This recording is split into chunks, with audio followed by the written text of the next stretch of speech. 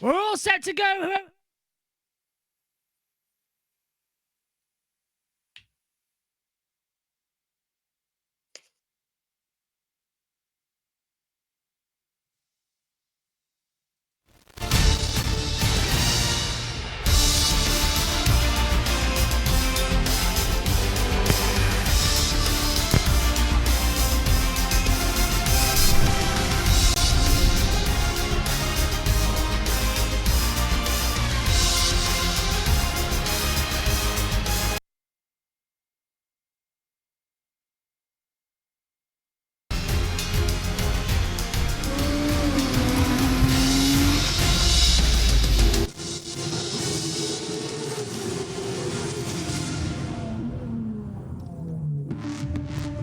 Previously in FIA Formula 2, Baku gave typical drama as the drivers got ready for their sprint contest on the Saturday. We had chaos on the start as Paul Citarella Gomez would be spin around. It would be drama for the Red Bull juniors of Gertha, Marty and Lindblad. They were involved in an opening lap shunt. Then the rest of them would continue on. There would be some brilliant driving from debut boy Martinius Denshaw's as he would get going in Formula 2 with fighting, but there would be a win for Dino Beganovic.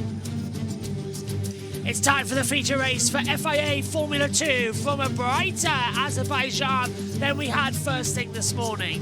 It is round 12 of the FIA Formula 2 World Championship, and this legendary contest once again is at the legendary circuit. Baku has sort of become Formula 2's crown jewel. There's always something exciting, there's always something dramatic happening around this 6.003 kilometre circuit.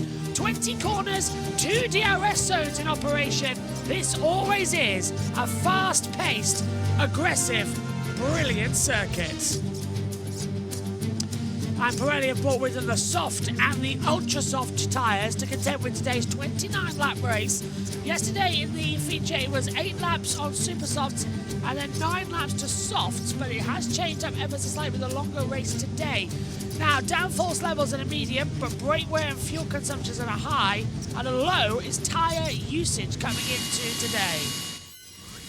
And we've had the news earlier on that we will have the formation laps behind the safety car due to the overnight rain here at Azerbaijan. Even though it's coming up to 10 o'clock over there, nearly 11 o'clock, Omi, it is the correct decision to have these pace laps behind there because we don't know where the standing water is, if any, with the way the circuit is. So it's safe to just do a couple of laps behind the pace car.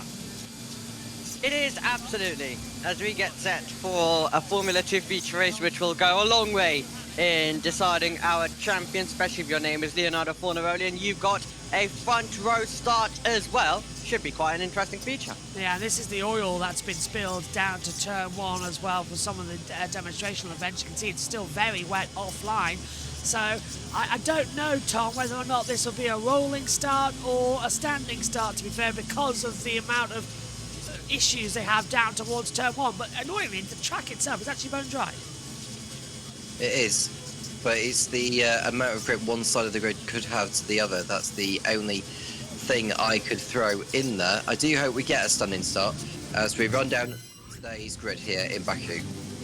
So from the back, it's Cordeal in 22nd and Clarence Shields taking 21st position as well. 20th goes to Lawrence Van Hopen, with Kushmini taking in 19th place on the field. And then starting in 18th, we go with Rito Miata alongside Roman Stanek. 16th on the grid goes to Ollie Goethe. Joshua Durskin qualified in 15th. Arvin Lindblad with a grid penalty stance at 14th alongside John Bennett, who was lucky to even start this weekend after a horrible crash with Stanek. He starts 13th. 12th on the grid, well, that goes to Victor Martins. And Omi, here's the second half of the grid. Absolutely, Richard Vachon finds himself in 11th. He won the feature race here 1 year ago. And then he's next to Villa Gomez, who was tagged around yesterday. Dino Beganovic was the winner of that contest as well. Sebastian Montoya with some late issues. Same applies to Stenshorn, who will try and get some points on his feature race debut. Pepe Marti is next to Luke Browning. Marti not with the best of luck around this circuit. Browning made his Formula 2 debut around this venue in 2024. Alex Dunn finds himself in 4th. He's alongside Gabriele Mini. These two found themselves close together in the race for a long distance yesterday, and Leonardo Fornaroli starts in 2nd, and it is Jack Crawford who is on pole position then for this feature race here at Baku. The safety car will lead the field away on the formation laps, and we will get the sprint to feature transition behind the safety car, not as we usually would with the traditional formation lap. Now this counts as the original start, Omi, but then once we go onto the second lap, that counts lap 1 of the race, so we'll tick down to 28 remaining. Personally, I don't see too much wrong with that run into turn 1. It's not being picked up on a slight little test, but it should affect the braking. I think we're good to go. Yeah, and my concern mostly would be, do we really want to do a rolling start and have them with so much speed into the first turn? I feel like a rolling start around here could be a little bit more dangerous as well, because of the speed they will have, and we have seen in the dry them struggle with braking performance into the first turn. If there is some wet patches, do we really want to send them with so much speed down there all together on a rolling start? Jack Crawford's on pole, here he is. Yeah, it was a good day, a good lap. I felt very comfortable since first laps in free practice, and the car was feeling good all day, and obviously good enough to take me to pole. You know, it's going to be all about your pace and strategy as well, so yeah, having a good strategy, it can be very easy to get mixed up around the pit stop sequence on the first end. So yeah, keeping it clean, I think, is the main part, and keeping it out of the barrier. The SS boards are flashing around the circuit. That indicates a standing start procedure, Tom. So the correct decision, do you think? I think so. I think Omi made a very strong point, actually, that doing a rolling start on a pit straight like this could end up being a little bit more dangerous than it is of doing a standing start on that short run down to turn 1. Jack Crawford will be aiming for a very, very good start, but I'm also on the lookout to see who can make a very, very good launch from wherever they end up. Stenshorn's going to be one to look out for. Strong performance yesterday before he retired, but now today, where the bigger chunk of points get given out, it could really kickstart his time in Formula 2. But it's also about the championship battle. Can Jack Crawford close down the arrears on Leo Fornaroli, who basically needs to try and get as many points as possible? He doesn't need to win today, but if he can just beat most of his rivals, particularly Fornaroli, then that will round off a decent weekend for the Italian. I mean, I'm worried a couple of people are going to say, well, that was pointless to put the safety car out there on the formation lap, but we saw it earlier on in the season with Formula 1 doing the same. It kind of makes sense just to make sure in case we need a couple of laps behind the pace car. Yeah, I guess it doesn't affect anything. It's not going to take away any laps from this. They put it out there, they saw what happened, it was all fine, the drivers were reporting on the radio about it, everything's fine, they can come in, and, well, once the lights go out, no one will absolutely care. It's not affecting the race one bit, I guess is the way to put it. But here we go, they're lining up in position. Race starts around this circuit, whether it be standing or rolling, I've always seen a bit of chaos. You can expect some forms of incidents at the race start like we saw yesterday, 2 separate ones on the opening lap, as we see Prema and Juan Pablo Montoya also watching on, hoping for some better luck today, as was Stenshorn. And yes, let's hope we can get everyone off the line, just like we did in yesterday's contest. Yeah, happy birthday to Juan Pablo Montoya, who celebrates it today by watching his son race here in the F1 paddock. Lights then will be coming on for 29 laps ahead of us. You can see the race control messages at the bottom of your screen saying standing start. They'll line up. Crawford is already positioned slightly towards the left-hand side to try and block off Fornaroli down to turn 1. As you can see, now soft tyres, Villa Gomez, Maney and Lawrence Van Hopen as well. Now that is going to be critical. Everyone else starting on the super softs as they head down towards turn number 1. Medical car at the back. Revs are rising. Green flag is signalled. Rebecca Lee presses the button. 1, 2, 3, 4, 5 lights. Action in Baku. It's a good start coming up from Crawford and Forneroni. Not got the best getaway. Now let's see what Gabriel Mini can do around the outside into turn 1. No, it's status quo, but Forneroni does get ahead of Crawford. Mini dives back to the inside line down towards turn 2. Has he made that move stick? Montoya's coming up the inside of Alexander Dunn as well. He has to back out of it. Mini takes second. Crawford's down for first to third. John Bennett going a bit wide there, further back in the X in the picture. Villa Gomez, also his teammate getting into some strides as a side-by-side. Dunn now trying to have a go as round the outside. Crawford on Mini down to turn 3. Dunn can't get ahead of Brownie has jumped, and I think Omi, everybody through safely this time round. No, yellow flags are out. That's down at sector 6, not sure why yet, as they come through the corners. Oh, that's why someone's flown off the circuit. Yeah, absolutely, and they'll look to try and get going, but a clean start until we got to that moment, unlike yesterday as well. Browning didn't get anywhere off the line as well, further back in the field. Same applies to Crawford. He's found himself dropping down, and it means Leonardo Forneroni now leads the way. A dream scenario for him. Bennett's off the track as they come towards the castle section. There's still 3 wide, Tom, in the castle section. That's never going to work. They're going to have to back out of this one ASAP. Yeah, they're going into the castle section now, so they're going to have to behave themselves, which they do. They go single file through the castle section, and out they come, and towards turns 11 and 12. And this is the fastest section of the course they're heading through. There is Jack Crawford behind. What looks to be Gabriel Mini ahead. Alex Dunn has not made the best of starts either, although he's in 6th position. Martini Stenschel's made up a couple of places, so in 5th position in the Trident.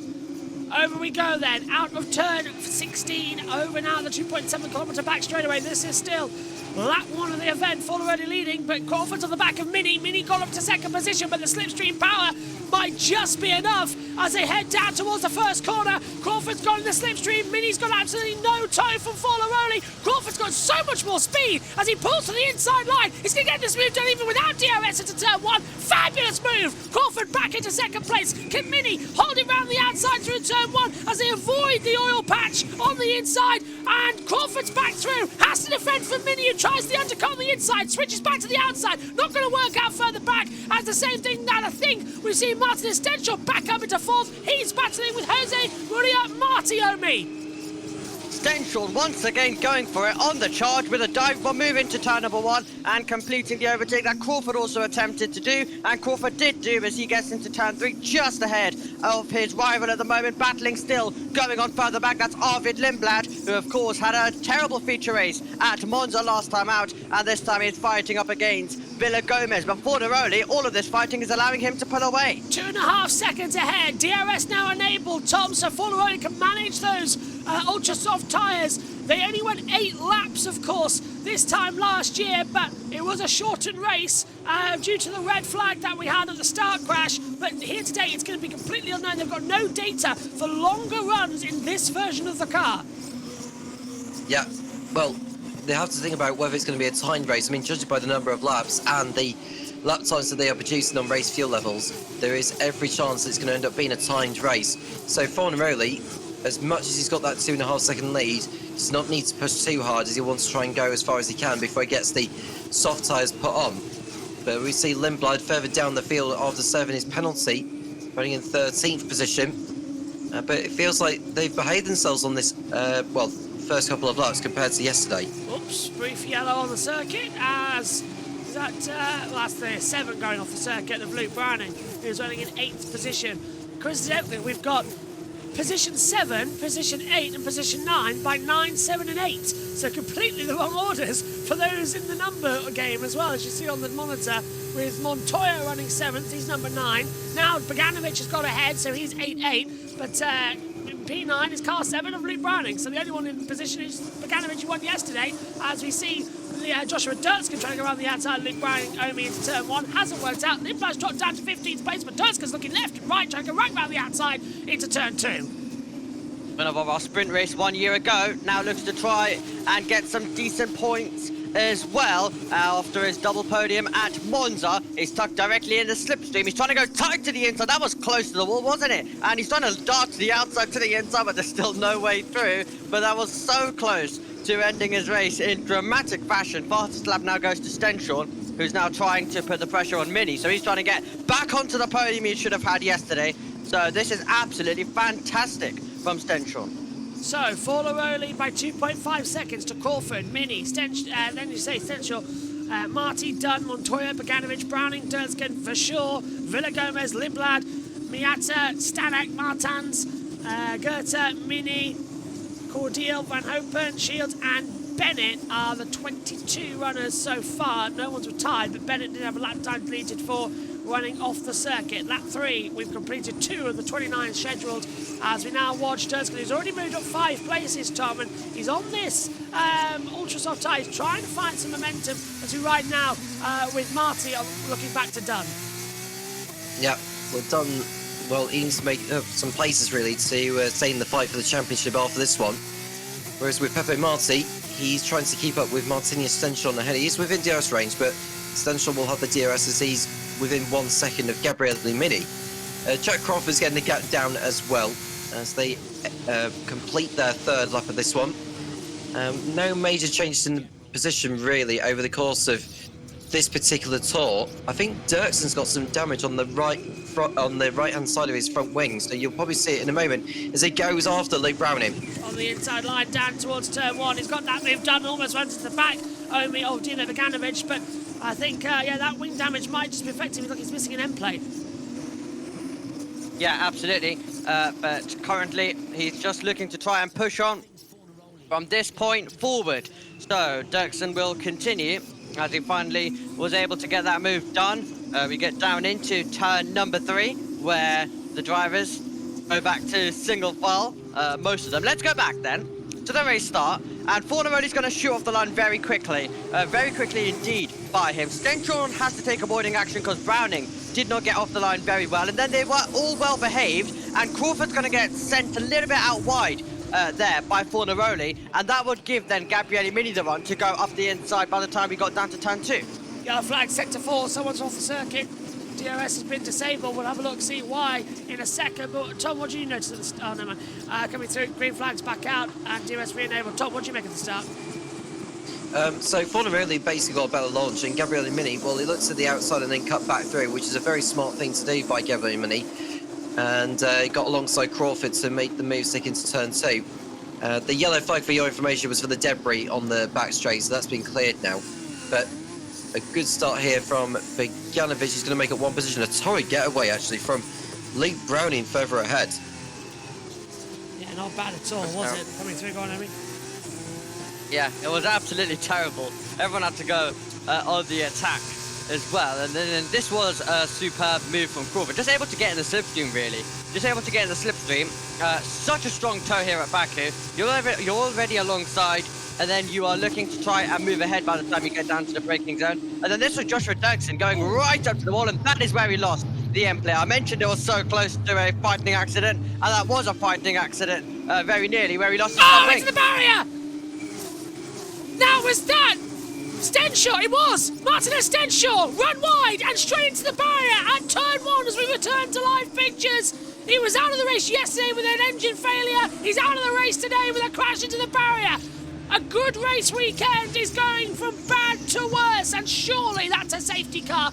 He's okay, but the barrier's going to need to be repaired. They're going to have to drag the car out of there. That's going to have to be a safety car, which puts us in, very worryingly, towards the danger zone, because as Tom mentioned, it's been a 2-minute lap time so far, 29 minutes on the clock, sorry, 50 minutes on the clock, 29 laps on the ticker, indicates that we probably would reach the time limit. They're not safety carring it yet, Omi.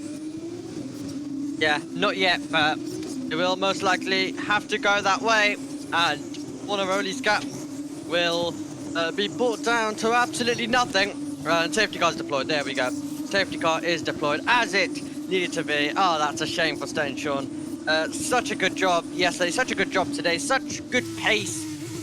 It was the moment where everything faded away down at this part of the circuit at turn 1. Did he get forced in or cast through the pit lane? Did he get... No, he's locked up way before an entry. Are you okay, mate? Yeah, I'm fine. He's a lot. It's nothing to do with Marty. It is that's Stenchel's fault, isn't it, Omi? Because he was so far and he locked up in front on the brakes as well. Yeah, bit of an error, which he'll just have to put behind him, learn from, and go from there. But I think he's shown his class and talent in Formula 2 this weekend, his pace levels. So just like Gabriele Mini did 1 year ago, he found the wall in the feature race. I know he did get the podium in the sprint, but you know, the rookies are going to have a bit of a struggling weekend. But if you can just show glimpses of your talent, then I think you're doing a great job. You're doing a great job for the next season that will come up. Now, interesting enough, cars through the pit lane, as we know, a couple of them on track in turn 1, but I'm not sure if we'd see anybody doing pit stops, because those are the ultra-soft tyres, Tom. I've got a golden opportunity here, and they're not getting ready for pit stops, no. So, interesting enough, though, when we're allowed to go through the start straight, how many were going to come into the pit lane to try and capitalise on this safety car at precisely the right time for the ultra-softs? Well, if you're those on the ultra-softs, it'd be very silly to not pit onto the safety car, unless you want to gamble on another safety car later on, which is always a very risky business. So if you're Fornaroli, you probably want to stick a set of the soft compound on next time around, because I don't think the safety car is going to come in at the end of this lap, in my honest opinion. So that will be the golden opportunity for these to pit in. But if the safety car does come in at the end of this lap, then it's game on then effectively, because nobody really knows when each driver is going to pit in under green flag condition. It resets the timing field, doesn't it, as well, which is a good thing. Lap 6 of 29, follow early from Crawford, Mini, Marty, Dunn, Montoya, Bogdanovich, Durskin, Browning, for sure, your top 10. Bit of Gomez just outside of it with Miata, Lindblad, Stanek, Martans, Goethe, Maney, Van Hopen, Cordeal, Shields, and Bennett, the 21, still in the race, Omi.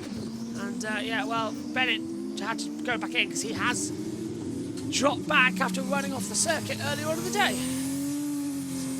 Box is what Leo is told at the front as well. Lap 6 out of 29. Of course, they'll be making their way through the pit lane unless they are instructed not to next time by the race directors.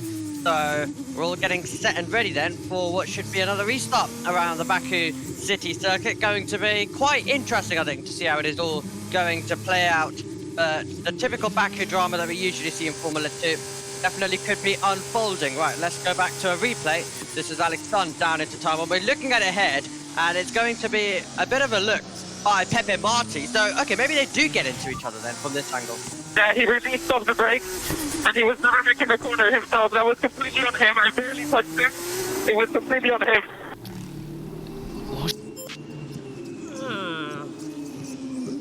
Shame we have a more from Marty's point of view, as the track's now clear sector 1. Yeah. It looks very different from the two POVs. The one we originally got, it was like, no, there's no contact, and then it's like, for this one, it's so close. Is there contact maybe right at the apex of turn 1? As there's the medical car. Interesting. Of course, the lap here is so long, the Formula cars get through quicker than the safety car, and the medical car can get round. So the medical car is permanently positioned on the back straightaway, because it can't get back to the pit lane in time. Still through the pit lane this time by. So now we'll see if it's going to be pit stop time. You are allowed to do that. So let's see what happens. Look, yeah, they're all coming in now. Well, this is going to get very, very messy. Drivers are going to take this opportunity of having to come through the pit lane to pit. And the race leader is in. You shouldn't lose too much time, but you have to wait for everybody else to go through the field in order to rejoin. I mean, this is a chaotic gamble now, and hopeful that you're going to be okay. Yeah, you're just trying to find a gap as so many people come in. Mini's jumped in. Where's Crawford? Crawford's jumped going in. to lose out. Crawford's jumped in. Fornaroli's lost 3 places. So the race leader, so Mini leads, and that's the advantage of a good pit box, but they're all double stacking. Durskin rejoins ahead of, well, he's jumped up 2 places as well. Van Hopen and Montoya and Browning losing out places. So Mini leads. Crawford, Marty, Fornaroli dropped down 3 to 4th. Dunn stays where he is. Durskin moves up 2. Bogdanovich, Villa Gomez, Maney, Van Hopen for sure. Miata, Montoya drops down 6. Lindblad, Stanek, Browning drops down 9. Cordeal, Shields, Goethe, Bennett and Martins. And Martins dropped down the worst, actually. Martins dropped down from 15th. Yeah, Browning's dropped down from 9th to 16th, so not that many places according to the monitor. Safety cars in this lap. Well, that's a surprise and a half. What do you reckon of that one, Tom? It was interesting that they did just take that decision to go for it. Yeah, well, Mini's benefited from that massively, so he's got a chance of coming away with the victory, but we've got a long way to go. Safety car is in this lap. Now the question is, are we going to be in for... Is this the beginning of the domino effect where the chaos ensues around Baku? Amy? Because for one instant that happens, everyone else just follows suit.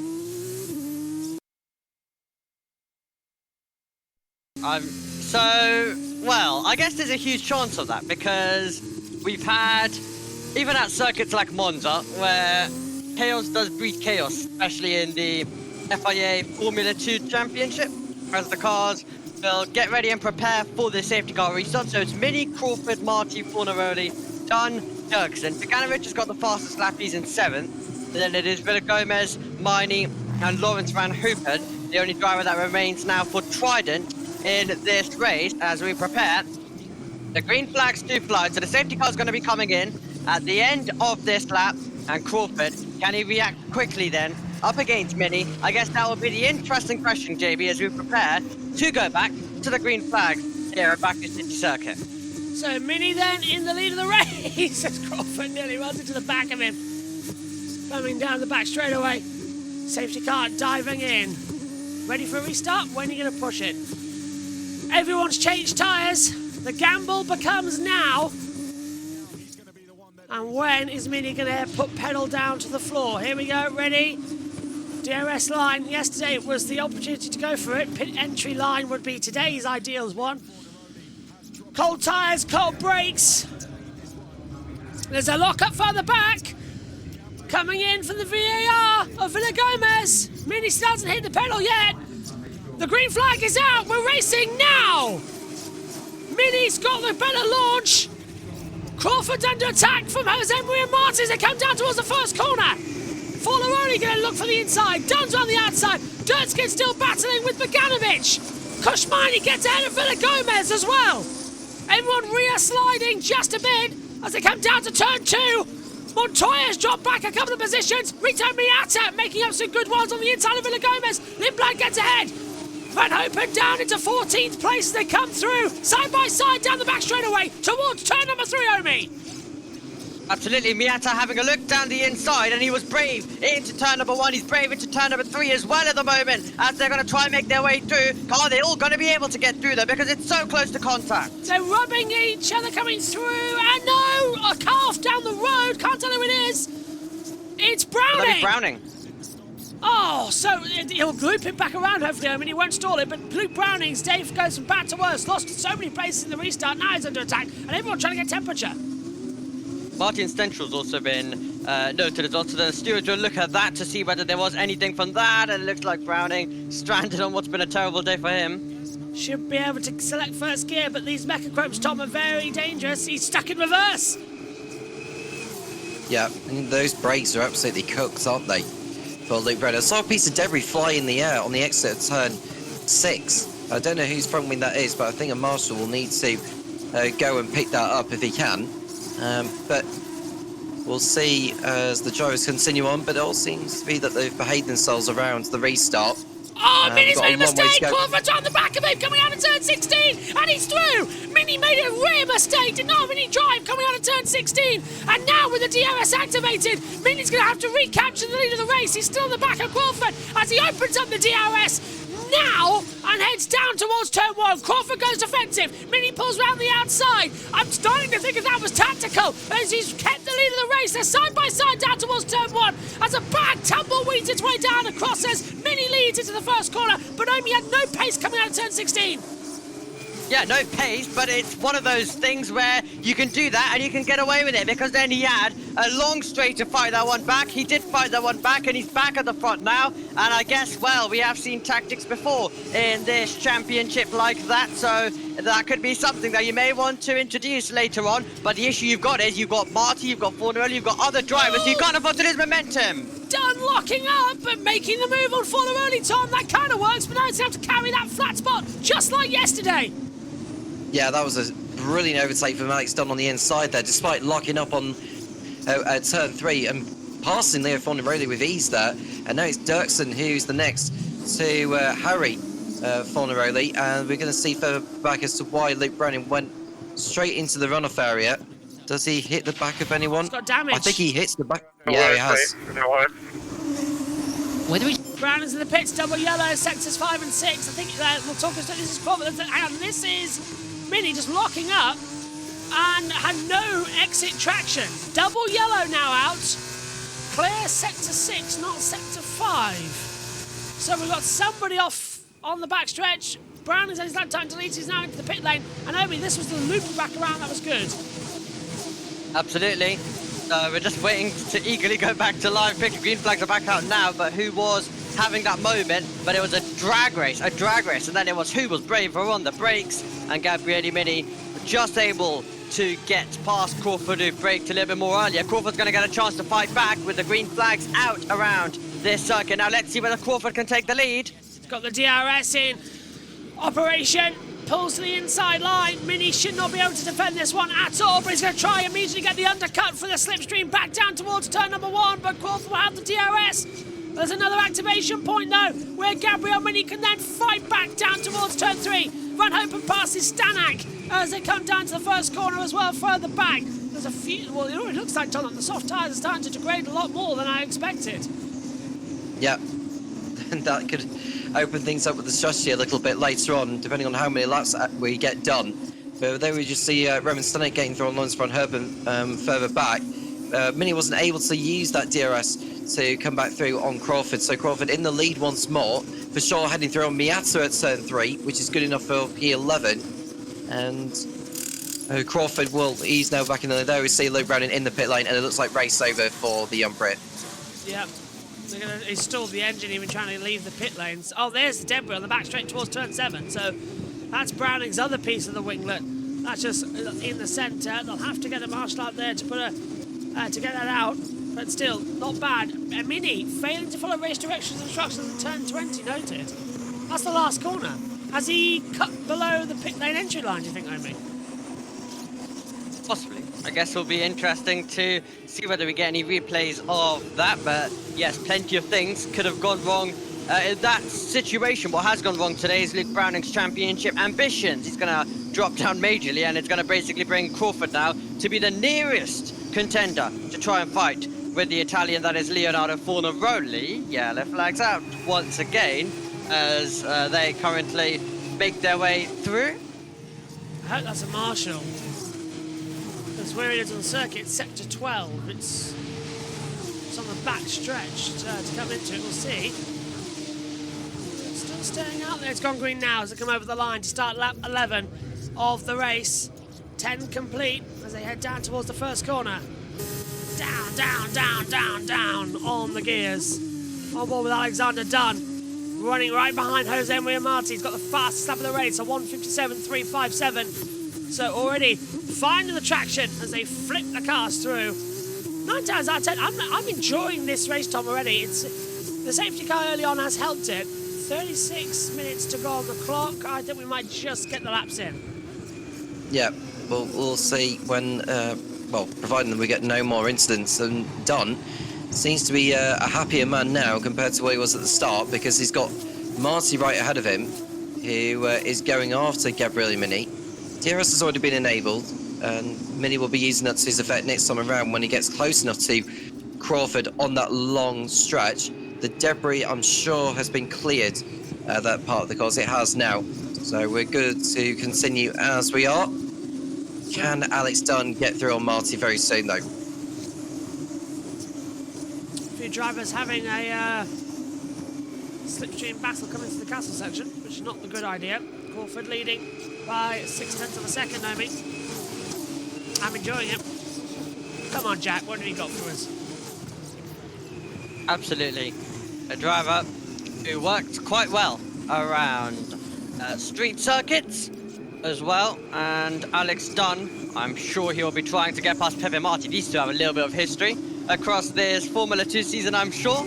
So Dylan's going to be trying his absolute best to make this move, as he's going to make his way through the sweepers and hope he can get enough of a tow. Of course, Marty will also have the DRS as well, but it just specifically depends on can you tuck in the slipstream and be able to get a strong enough slipstream to possibly have a dive bomb chance, which we all know that Dylan isn't afraid of doing. And meanwhile, Dirkson's also going to be looking for it as well. So down we go then to the braking zone. No one going for a move, but everyone's still running over that oil. And you just see how Forlaroni just got a little bit out of shape. The rear locking ever so slightly under braking. So we're still trying to see how that one's going to go. So far, Tom, so good. So far, so good. And Crawford is defending from Mini still at the moment, who has the DRS right behind. But doesn't feel like he's making a move just yet. We just see Marty and Dunn going to combat there. I think Marty got off the line there to avoid giving the tow to Dunn. Dirksen with a new fast lap of the race, 156.7. They are starting to come down actually on the lap times a little bit, are the drivers, which could have a say on how many laps we get done here. But there's no major changes in position as we speak. And I don't know if this is going to be a thing between now and the end. Lindblad and for sure have been noted for a turn 1 incident. So we'll see what's going to happen down there. Probably a little bit of a run-off on the circuit. But Dirkskin, as you said, lap 11, so the fastest lap. I'm looking at the other time ones because just taking a look, Crawford's not pulling out the gap he wants to. He's only 7/10 to Gabriel Mini, and his lap times are only 0.5 of a second faster, so there needs to be a lot of improvement there as we now see the battling happening. I think at least the top 6 only are running together. They are indeed. It is turning into a bit of a DRS train, but a DRS train which none of these drivers in this field can afford to make any errors, because if they do, then they'll be heading backwards. So you've got to be cautious, you've got to be careful as you slide your way through the sweepers and then onto this long straight as you get ready to tick over to another lap as well. Crawford just keeping the gap to Mini to that 7/10, 8/10 range, where as much as the tow is strong, you won't be able to do anything from there. Let's see whether anyone else can try to do something, especially Leonardo Forlaroni getting himself closer to Dunn. Forlaroni's hit the back of Dunn, forcing him off the track down in turn 1. He ran into him. Has Forlaroni got damage? Well, I think remarkably they've both got away with that one. Forlaroni rear-ending Alexander down in the braking zone in turn 1, I mean. Well, second feature race, Dunn has had a scenario like that where someone has just sent him off. And yeah, I mean, if Forlaroni finds himself in more trouble, they're just handing this on a plate to Jack Crawford in terms of, you're champion, you can absolutely join as a championship contender, and it's game 1 in Qatar and Abu Dhabi. Here it is. Watch Dunn. Ready? 3, 2, 1. Oh, hello. I'm not supposed to be looking this close to the ground. Surprised that didn't cause him wing damage. Oh, this is going to be a perfect shot for the drone. Bang! Off the track. I mean, Tom, Leonardo just outbraked himself, but this will be fun. This is on board with Forlaroni as he hits him. Yeah. So he's not had anyone behind. He was just too late on the brakes, was Forlaroni. We'll get a penalty for that later on. We'll have to get it. Right. It's been noted for causing a collision, but yeah, I don't think he did brake early. I think you outbrake yourself. That DRS snapped shut, Omi, with about 100 metres to go before a heavy braking zone onto 2.7 kilometre straight. Leonardo not really using his brain there. Yeah, drivers searching through the excuse book, and there's a team bringing them the reality that you will be getting a penalty for that as well. So, well, at least he's been told that he will be getting one. So, whatever dream scenario he might be in, he has to forget that for the remainder of this race. And now he just needs to focus on the job at hand, because he needs to limit the punishment it will be, and he needs to just be full out attack and try to build gaps and stick with this leading train as well, and try to force your way through higher up. Meanwhile, Dunn's immediately then trying to now battle up against Lindblad. These two have a bit of history from last round, I think. They do indeed, as, by the way, no further action between Stanek and Browning for causing a collision. So that's the other one down. That was the turn 4 incident that we saw with Browning getting forced off the circuit. It's been deemed that Stanek was not at fault, as Van Hopen's dropped down into 17th position, and up the inside, Kushmine is going to have to go defensive and does not do anything as through goes Villagomez for P7. It was a sensible move there, Tom, but Kushmini, well, I don't really think he deserves to be at the Formula 2 level. He's not really performing that best this weekend. Well, Dunn's got to get on with it here and just try and recover what's left, because he's been on a bad run of form, really. Well, most of it not even his fault either, but it's just about being able to recover from such situations like this without all of what's happened getting to him. And now he's got Dunn he has to contend with, who's fighting with Maney and Villagomez, who was one of those that started on the super soft compound. He's made his way through into P7. Now he's on the super softs. Here we go at the top of the hill. Down into that heavy 15 braking. Oh, I just saw at the top of the screen Villagomez almost post it into the wall. So a little bit dangerous move there. That's Beganovic. Villagomez now comes down. 6th and 7th, the gap 3 seconds between them on the interval at the moment. As the DRS traction comes down in towards turn number 1. Crawford leads Mini.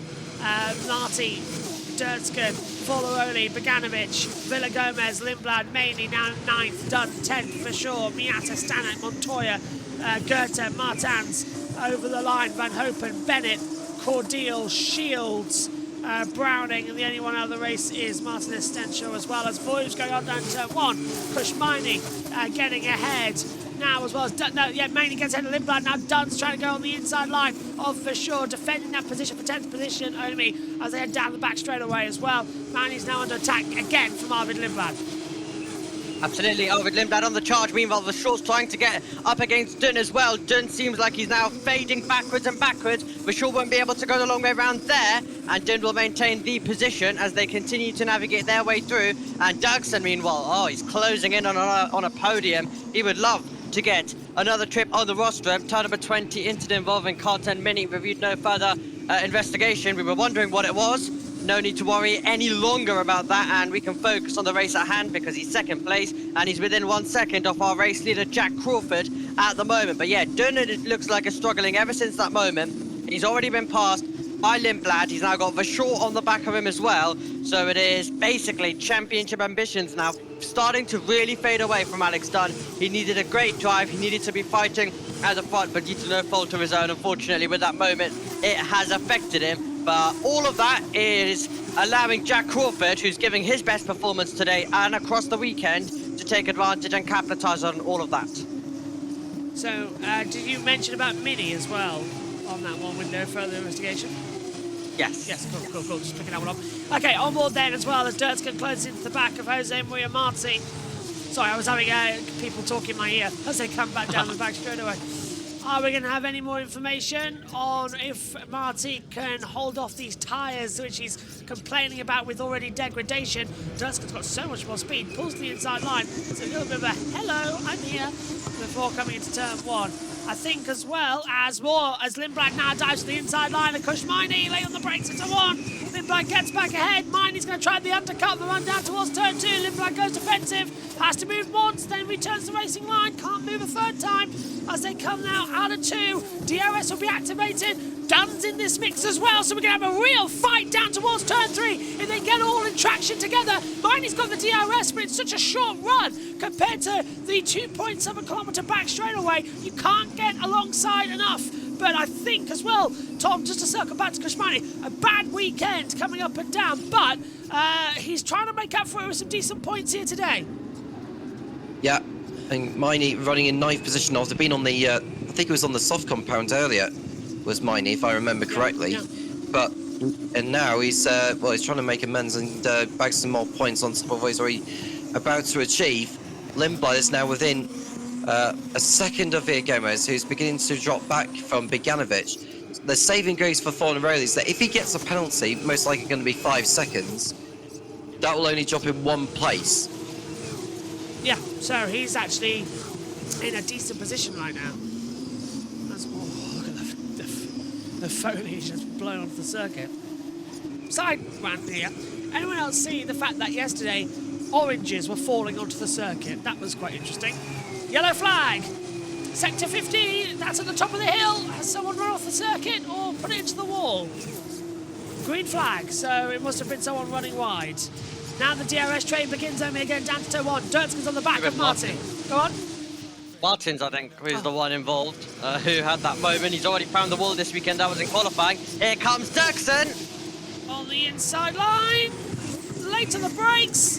Dirtskin goes through. The more I see of him, the more I'm impressed with him. In all honesty, he's such a good driver. Definitely Formula 1 level of talent. As done now on the back in 10th position of Kushmini. 2.5 race, it seems like. 24 minutes to go. 17:29. Should just make it. There is our race leader. And directly behind him, Omi, is Gabriel Mini. He has not let him go at all. Yeah, Gabriele Mini continuing his pursuit. He's trying to bide his time. He just needs to make sure he's within the 1 second, and then in the final stages, be close. Be close. You cannot afford to do it from 8/10 back. You need to be ideally getting into the 4/10 range. You want to try and make it a fly-through, not a wheel-to-wheel combat into the braking zone. That is where you risk contact. That's where you risk possibly losing out to Dirksen as well. So you've got to be cautious, and you've got to give yourself the best chance to make it as easy as possible as we go onto the final tour of the race. Lap 17 out of 29 of this FIA Formula 2 feature race. Absolutely flying by, and we're sprinting our way to the end. Follow early and done and out under investigation for causing a collision. So that looks to me like it's going to be a slam dunk, unfortunately, for Leonardo, who's running in 5th place. You said earlier on, Tom, if he does get that 5 seconds, he'll only lose 1 place, which isn't that bad in the championship run. Yeah, it's only 2 points down the drain for Fornaroli, but that does give that kind of advantage to Crawford, who is going to take a massive, massive rise up the order in the standings, with for sure not having a good weekend, and neither... Forget 10 5, seconds. it's 10! Wow! Causing a collision, a 10-second time penalty for Fornaroli. What do you think, Tom? That's harsh in my book. Yeah, I thought it was 5 seconds, in my honest opinion. But I think it's more the fact that how many positions Dunn lost because of the collision. He has... See, I mean, what do you think? I think I agree with Tom. It should have been 5 because Dunn's still in the race and still in the points. But I don't know. I want another look at that again because he did run into the back of him. But they've done that without even seeing full early or even looking at the evidence if Dunn did actually brake very early. We only saw the replay once. Yeah, I think very, very harsh. And I think a 5 second probably would have been better suited to that moment as well, as Dunn does get past Miney now, so 1 championship point becomes 2 championship points for him as well, and it looks like Crawford's been able to pull away, and Mini's now got a 1.6 second gap ahead. Okay, looking at it, no, he didn't brake early. They were both braking at the same time. Thank you, TV Director. Yeah, they're both, okay, now that, what do you think, Tom, looking back at this? Because now we see it once again from 2 different angles. Dunn did not brake early at all. That was completely Leonardo out-braking himself. Well, I always thought it was Fornaroli, hands down, because Dunn was just minding his own business and trying to make the corner. Fornaroli was just too hot on the brakes. What do you think, Omi? That's, I understand it more now we've seen that it is a 10. Yeah, well, I don't really see Dunn braking too early anyway, but so I guess we can still debate about that, but for now he's got a 10 second and that's all that matters. But second place, up for grabs for Dirksen. And he's taking it down the back straight with the DRS on to the next lap, as now we see Fornaroli trying to go around the outside of Marty to just try and claim any places he can. It's a bit academic at the moment, but Joshua Dirksen moves up into 2nd position. Gabriel Mini now starts to fall to 3rd. Gap now the biggest it's been for the lead, 1.7 seconds. Can Joshua Dirksen take victory here in Azerbaijan? Here comes Fornaroli, Omi, down on the brakes. That's down the outside. Martin looks like he's just going to open the door for him.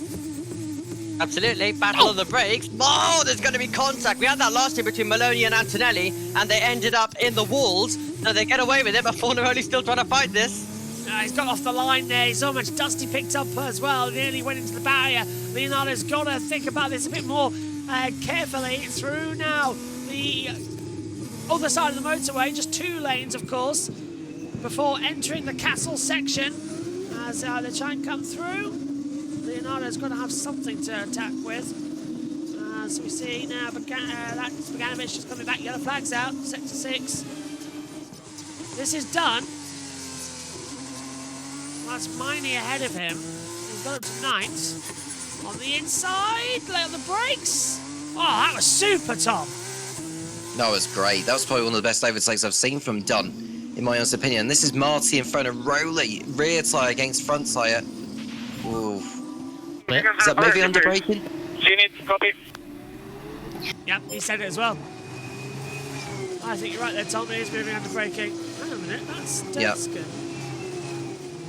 A bit slow at turn 16, but he's closing in on Crawford. He's got a lot of time as well, JB. Does. 20 minutes with 10 laps. 2 minutes per lap. Yeah, we should get this all in, unless we have another safety car. And look at Forlaroli now on the back of Jose Maria Marti. Pulls to the inside line down to turn 1. This time he will make the move to 4th position, but it is a bit academic with that 10-second time penalty looming over him. I'm just trying to work out where he'll drop back. The gap to Villagomez is 11 seconds. That's to the leader. So I need intervals at the moment to try and work this one out. He would fall to 10th position. Yes. But look at Dunn on a charge, look, past Villagomez, and can he take 2 in one go as he goes after Lindblad? Pulls around the outside. This is going to be very interesting in towards turn number 3. Late on the brakes. Dunn literally has to back out of it, and he can't get the traction back on the inside line for 4. But he's going for it, Omi. He's not holding back. He knows that there's points on the line here to take away from Leonardo. I think it's full Dunn mode engaged now. You can't, well, when he's been hit out in that fashion, he can't now sit back. I know a lot of the time people will say, and I'm sure the team have also told him, that sometimes you just need to think about the bigger picture.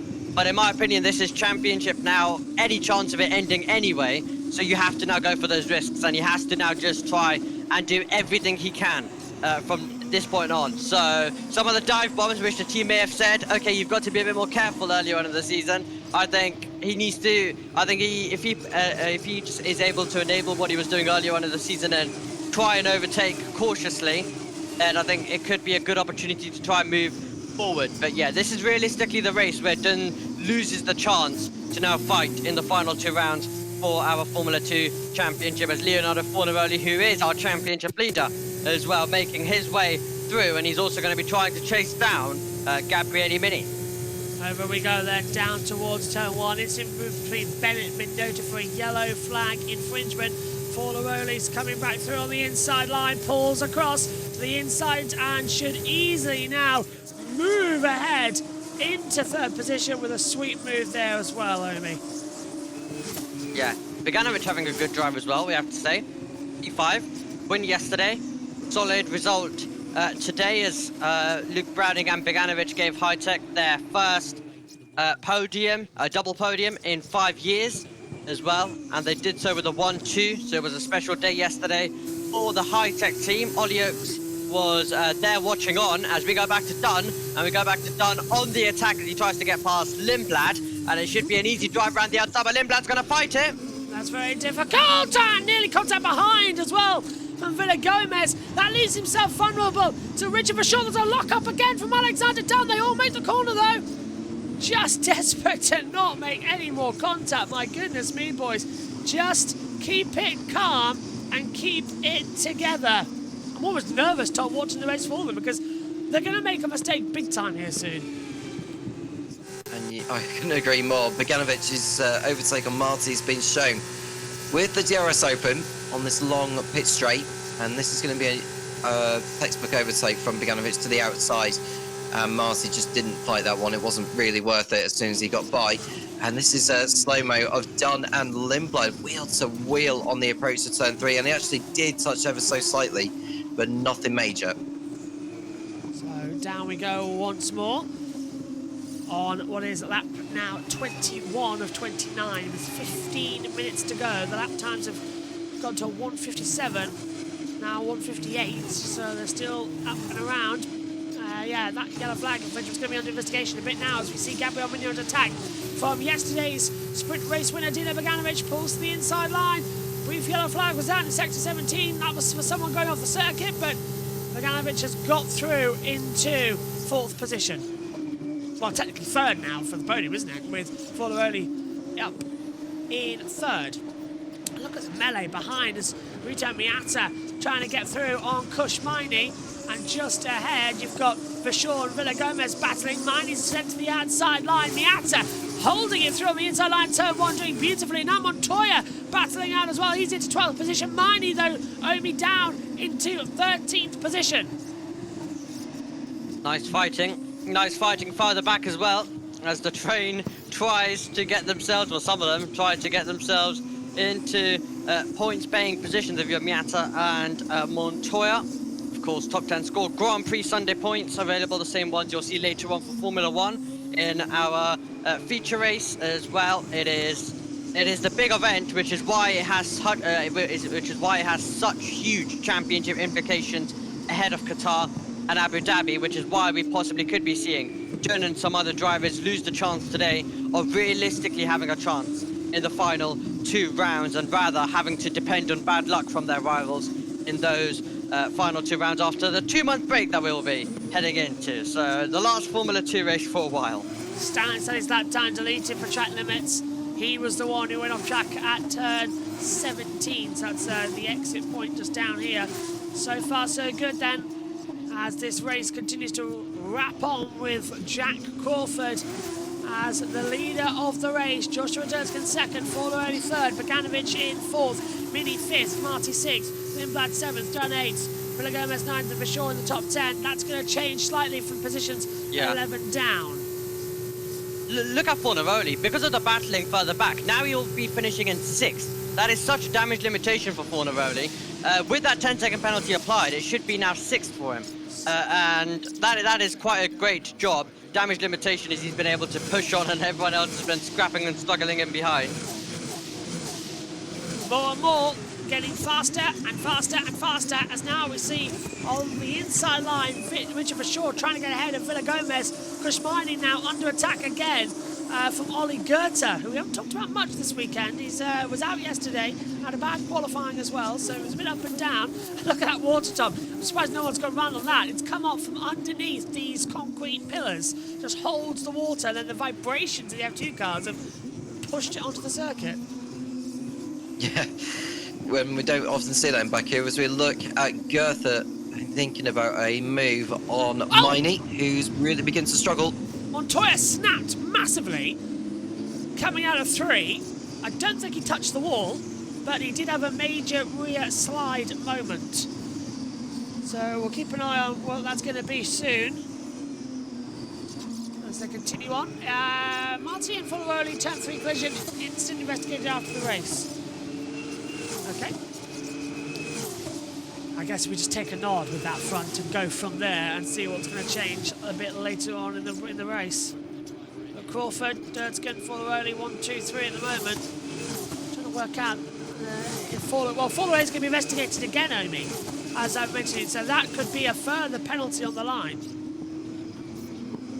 Yeah, it could get quite interesting, I guess. Could get quite interesting in a few moments' time.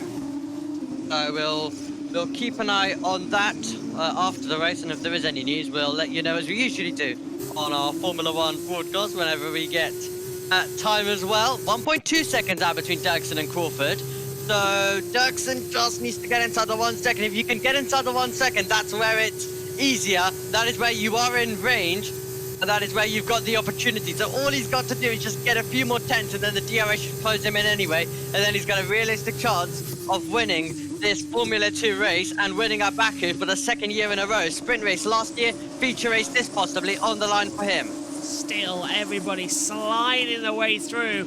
Turns 1, 2, there's bags all over the circuit. That's a brown bag now that Lindblad's about to suck up and throw into the face as well of Alexander Dunn as they come down towards turn number 3. Lindblad again. He was only fast on lap 21, lap 20, 22 and 23. Dunn's been faster. Okay, time and effect, cause and effect. We'll see how it goes between it, but yeah, slightly nervous about the end of this one.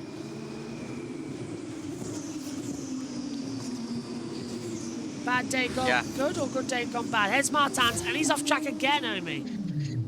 Whoa. Not his day at all.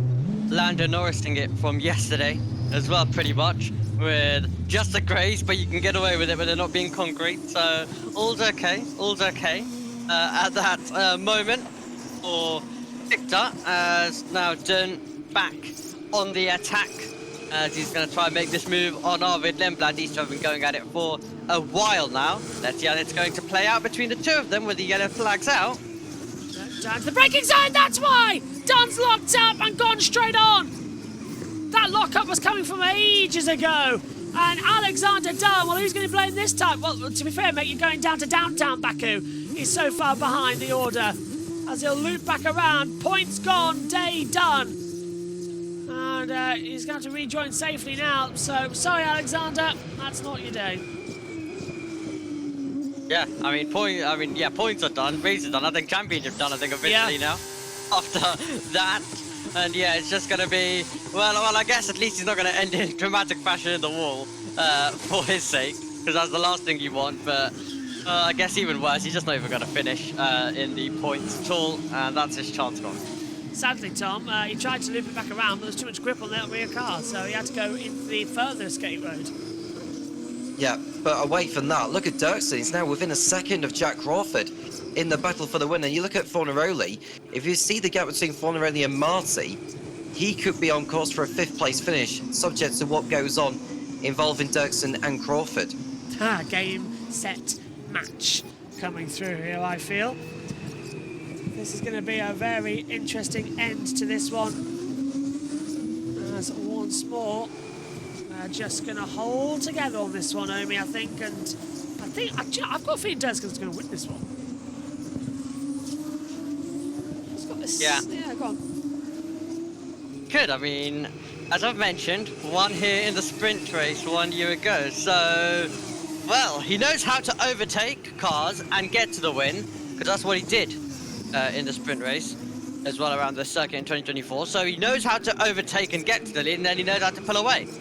So it was quite brilliantly judged by Dirksen. He was fighting up against Gabriele Mini that day, and now he is going to be looking to try and close in on Crawford and try and make this move on Crawford as well. 9/10 of a second, DRS will be enabled. He'll be getting closer. This lap will be used to close in, and Crawford will know that he has to try and break the slipstream, and then attack will come possibly later on. Time and time again as it comes through down towards turn number 1 again. Crawford still in the yellow flag at sector 15, and it's a permanent yellow. So I don't know who's gone off down there, but we'll see shortly as... It's done again, I think. Oh, no. That is going to be the heartbreak if he's done it for a second time in 2 laps. It's still out. No sign of a safety car. We'll keep an eye on it. But in that case, Dirksen needs to really hurry up here and get through on Crawford. But he hasn't got a DRS zone to do it. But the gap, 6/10 of a second, Omi, and that yellow is permanent. Yeah. He is done. Yeah, you're right there, Tom. He's locked up again. And this time he's even further down. And is he going to loop it back around? What's he done? Oh, he's gone down again the other escape road. What's he doing down there? Go on, Omi. Well, I guess looking for a permanent way back home, I guess, for the break already. Yellow flags are still out, 7.5 of a second through the castle section. Such a tight part of the circuit. You just want to give it a bit more as a driver, but then you've got to be cautious, you've got to be careful as well at that moment. And just looking back as well, 1 year ago, I've just decided to check back because I could remember it. Crawford and Dirksen were actually the top 2 in the sprint race here 1 year ago. So it was Crawford trying to chase down Dirksen that day, he couldn't do it. Today's the opposite. Today's Dirksen trying to chase Crawford, and he's got so much momentum. He was so quick, making his way round turn 15, now through turn 16, and then his foot to the floor. You've got the sweepers, and you're gaining the slipstream all the way through, so you've got a huge opportunity in what could be the moment for Joshua Dirksen to take the race lead and try to become a Baku winner for the second year in a row. Dunn is officially out of the race. DRS will be open. Crawford moves left, moves right, trying to defend as well. As now Dirksen's got so much more slipstream down to turn 1. Crawford goes to the inside line. Dirksen pulls to the outside, just lining him up. Surely a move there's not possible. He'll try the undercut at the exit down towards turn 2. He'll hold it together, trying to find the correct line, trying to find the most perfect line. Still nothing going on. Yellow flag still out for Alexander Dunn as he's now out of the race. Kushmini came in for a pit stop as well. Those on the soft tyres had to still stop for super softs as they come through. Down we come once more. Nothing going on in the second DRS zone. Just to answer Durvas's comments, do the auto stop again? No, they've all done their mandatory pit stops under the safety car. You're only allowed to not stop onto a virtual safety car. Under regular safety car, you're fine. Omi. Good defense, good defense. He's having to park it at every single corner around the circuit, left and right, having to defend. Dirksen is so close to the walls, he's so close to the back of Crawford. And now this is the part of the circuit where you absolutely have to be single file. He's forcing Crawford to go off the ideal racing line and park it in the middle. This is not helping Crawford, it's not helping him at all with pulling away. Fornaroli is closing in. Dirksen absolutely pushing it through the castle section, gets close to the wall, and now you're absolutely nudging your rival through, and then you find yourself in the same boat as one lap ago. Can you find yourself just being that little bit closer through the final corner of this circuit, the final braking zone, turn 16? If you can just be that so much more closer, it could be the difference between you being a full car length ahead as Dunn, watching on with the rest of us in this brilliant battle that we have for the win. I don't know why we've got a yellow flag down there, because the car's not in any way near in trouble. We should be green in that sector. I don't know why they've just put a permanent yellow there. The car's behind the barrier, it's safe, there's no one in the firing line. Oh, and Crawford misshifted. Crawford went a downshift, and is that going to allow Dunn to reel him in down towards turn 1 with the DRS open? The gap 0.5 of a second. DRS opens now, watch it close to 4 tenths, now 3 tenths. 2 tenths coming into the braking zone. I think he's a bit too far back this time round. He looks to the inside line, but we're on the penultimate lap of the race. Down to turn 3 will be the next opportunity. Down now, this is turn 2. Open up now for 3. And Omi's so far in the back, it's got to be now. And Crawford knows he's going defensive.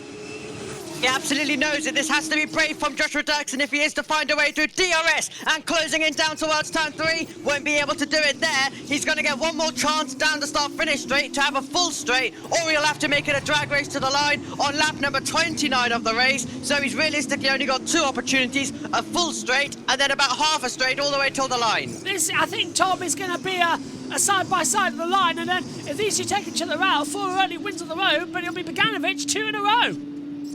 Yep, and it'll be a rarity to see a driver win both the sprint and the feature races on the same weekend. Crawford knows that he's got a chance to close down the gap in the championship with Fornaroli's penalty, and Dirksen, well, he's nowhere near in the championship fight. He just wants to end his season on a high in what's been a tougher season, I think, for Dirksen than it was last year. But Crawford just needs to do his best to hold on. But if Dirksen's alongside, he cannot afford to take too many chances. Comically enough, the last time a driver had a feature and sprint victory double up was here in Baku 2 seasons ago, with Oliver Behrman taking it in that wonderful weekend where he did a grand slam, Omi, didn't he? Pole position, led every lap of the sprint and feature, and won both races. It was fantastic. Fantastic indeed. I can't say the same about Dirksen's exit. He has been closer than that before. Round this part of the circuit, now through the sweepers. Final lap is about to begin. It may need to be a dive bomb from here. He'll be closing in all the way, but he would have preferred to be a little bit more closer. Crawford's breaking the slipstream. Here comes Dirksen. DRS open down towards turn number 1. I think this is going to have to be a last lap gamble as they head into the first corner. Crawford lay on the brakes, but Dirksen's so close. He's 2.5 tenths of a second at the exit. He's kept that momentum, and now he's in the tow as they come into turn 2. DRS will be open down to 3. Crawford's had a poor exit. Dirksen did it. He's right on the back of it with DRS open. This is the closest he's been down towards turn 3. Crawford's looking in his mirrors, moving gently towards the right, then the left again as they come down to 3. He's moving it well on the straight. Not allowed to do that. Jack will be investigation, surely, because he's moving whilst on the straight at least 3 times, I noticed there, Tom, as he comes into 4. We'll see what the stewards make on that, but Dirkson's got realistically one final opportunity down the pit straight towards the line. Will it be Jack Crawford taking the win, or will it be Josh Dirksen claiming his 4th Formula 2 victory as the corners continue to reduce more and more and more in this race? And we have to say it's a rarity for Formula 2 to complete all of the race distance in the feature in Baku, but it looks like Jack Crawford has done enough unless he makes a really, really daft mistake from here. Ahmed said that he was watching the race. He's in Baku right now, and Jack Crawford was on his flight. Well, he might be leaving here very, very happy as well as they come down into the braking zone. Got track 7 slippery through the castle section. No opportunities here, Omi, but this is it. One more run, and he's closer than ever before, and he's sliding out of 15.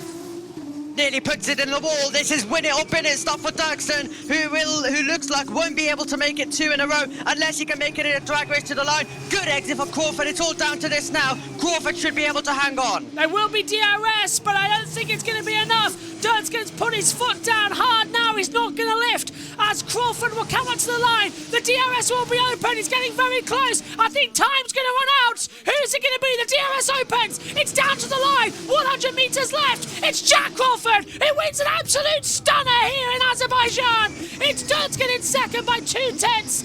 Forlaroli will finish the road in 3rd, but it'll be yesterday's sprint winner who makes it a 1-3 across the weekend. Bogdanovic 3rd, Mini 4th, and judging by it, Forlaroli only finishes in 5th. He's dropped down only 2 places. Remarkable from him. Then it's Marty Lindblad, Villa Gomez, Rashor and Montoya picking up the last point.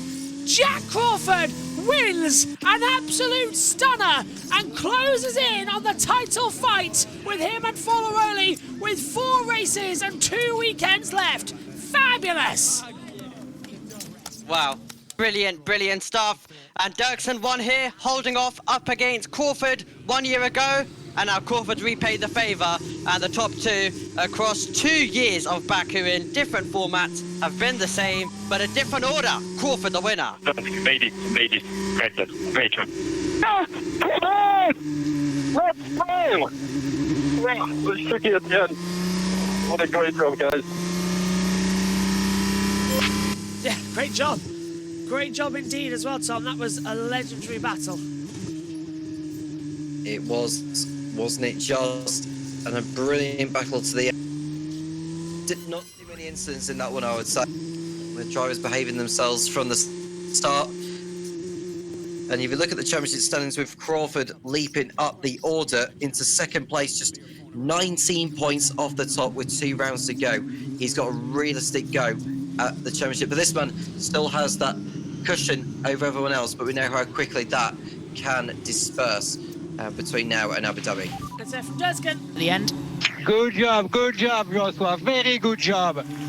Yes, thank you, God. Man, this race was good. This was good, man. Really nice. I wanted the victory very badly. Ah. Classic end, classic race.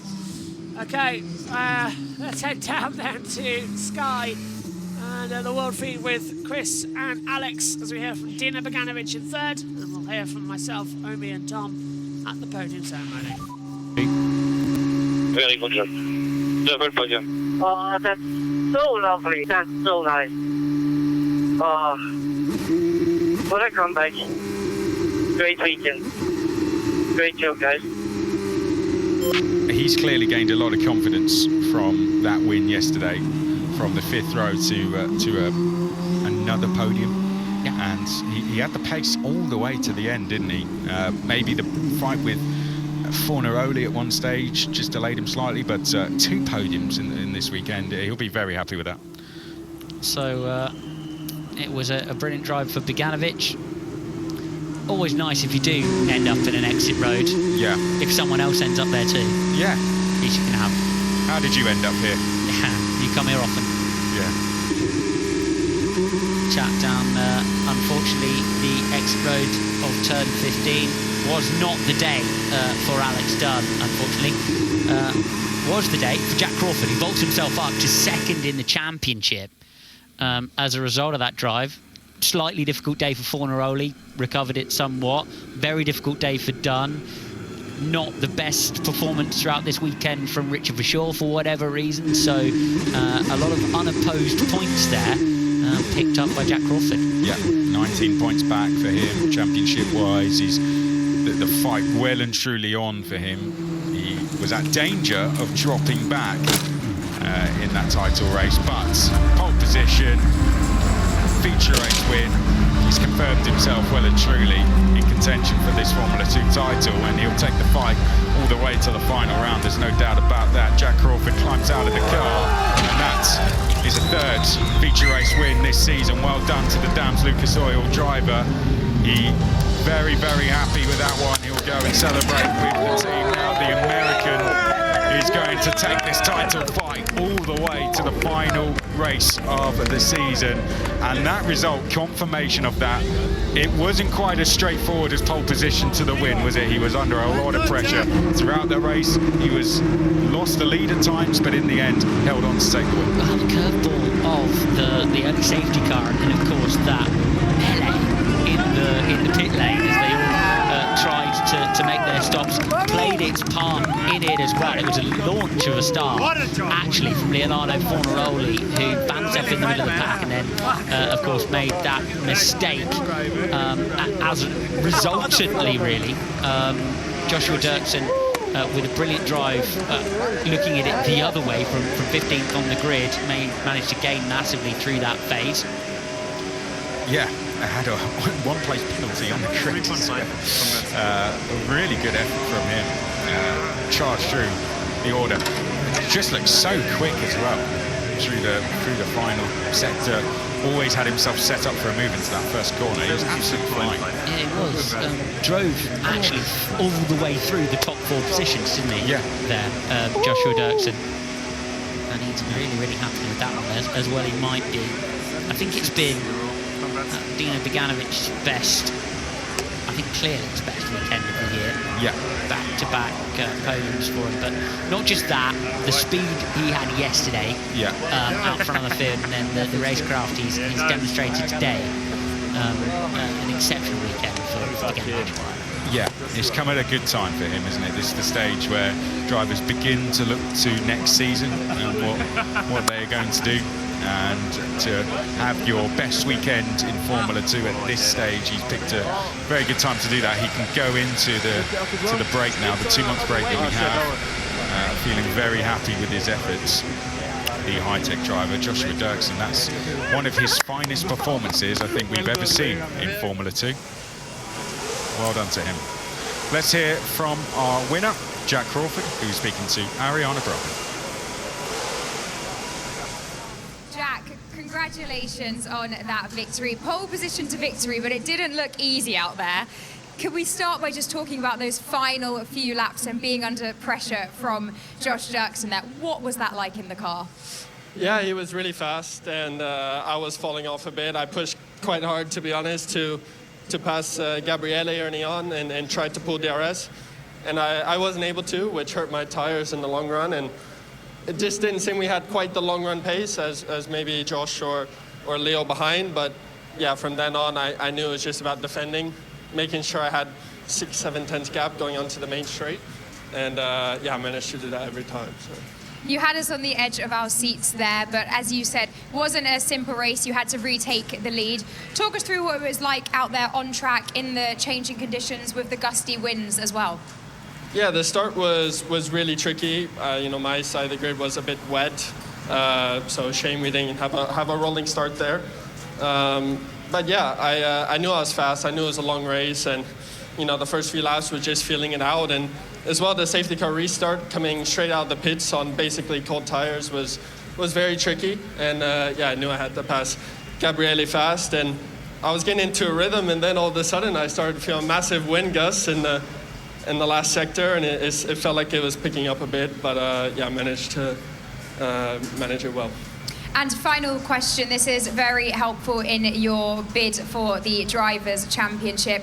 Just talk to us about how useful this race win is in that battle. Yeah, it was a crucial day. Obviously, Leo was starting right beside me, and we managed to beat him and close the gap. So that's what I have to do if I want to win is qualify on pole and win the feature race. And I feel like it was perfectly executed from me and the team this weekend.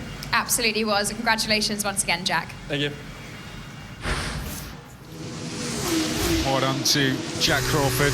At the moment, he came across the line to take his 6th win in Formula 2. And he was in a hurry to get back to celebrate with his team. He knows that's a big win for him this season. Can go into the break now knowing that he is well and truly in the fight for this championship. He's put the pressure on championship leader Leo Fornaroli. Let's hear what he has to say. He was going like 40 instead of 60. Yeah.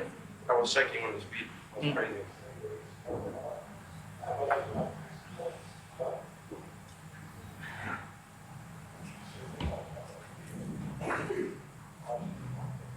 What did you start? 15? Yeah. That was like... You're really quick. Yeah. He was quick. Yeah. I thought it was going to be okay, and then I just hit that. Oh, wait, you weren't damaged? Yeah, look. Hey, yeah, no, he almost sent me to the wall. That's why I had such a good battle. Man, I have massive oversteer. I could have used a broken front wing. Oh, I got screwed. Oh, yeah. Oh, you got him in the front. Wow. Right, but he slipped through me back. Oh. It was not technical. Maybe he did on purpose, Man, when I tried out Type T1, I was like... There was no grip, no? No. Because I saw you lost time. Yeah, exactly. Then when we were fighting, we lost like what? Oh, I was behind this. I remember that. You done crashing or something? What are they crashing to now? Oh yeah? Yeah, true. Oh. Oh. Oh man, Dan was already taking people just with buck-ups. Like, really? Just someone that did thanks, you're fine. Like we were in first, handbrake. When I was literally behind him on T3 for braking, he just braked, and then he was like, okay, I don't care. He turns in, and then just like big front locking, and like he just made it. Like, oh, fuck. Is my forehead bleeding? No. No, it's not. Give me this.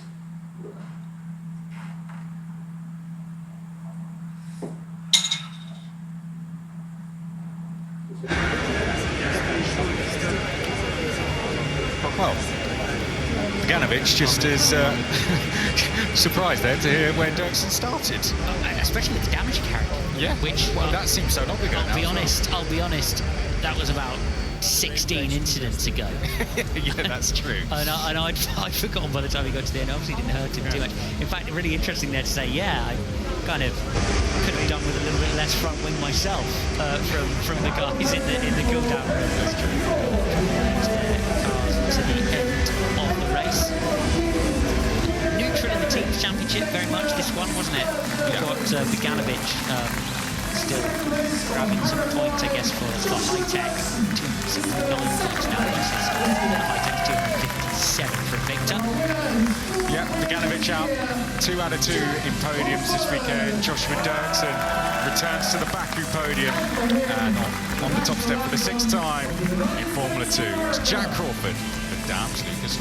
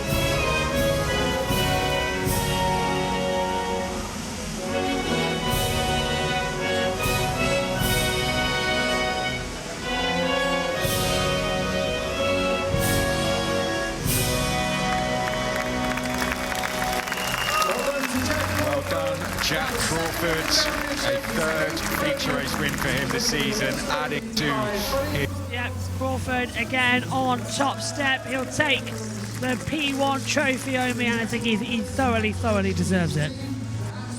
He absolutely does. A great performance, a great drive put in as well. For Jack Crawford has been a very unlucky driver in the FIA Formula 2 Championship. I'm happy some of that is being repaid now.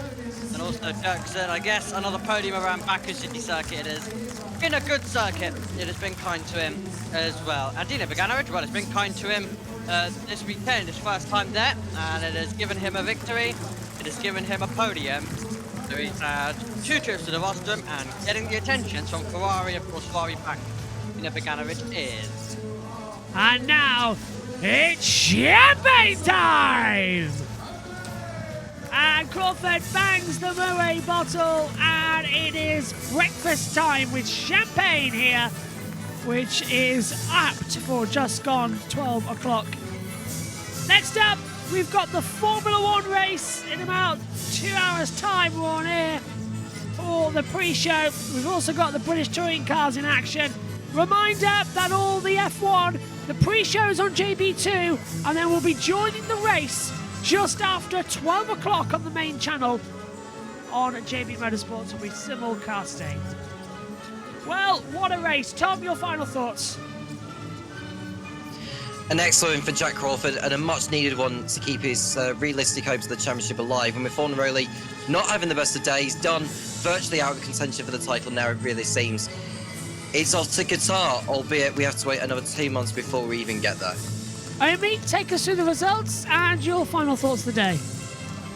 Absolutely. So, with the results, first of all, we ended with Jack Crawford taking what was an absolutely extraordinary win in the FIA Formula 2 Championship, a 6th for him in the category. Dirksen getting himself to another podium, he was in 2nd, and then it was Dino Beganovic in 3rd as well. We found ourselves with Gabriele Mini finding himself in P4, and then it was Leonardo Fornaroli in 5th. In 6th, we found ourselves with Pepe Marti just ahead of his teammate Arvid Lindblad, and Arvid Lindblad will be looking to try bounce back and end the season on a high. Villa Gomez in 8th, Richard Vachura was in 9th, and then it was Sebastian Montoya, the Prema man, in 10th position, getting a point from this weekend's action. In 11th, we found ourselves with Miata, and then it was Gerda Sonic.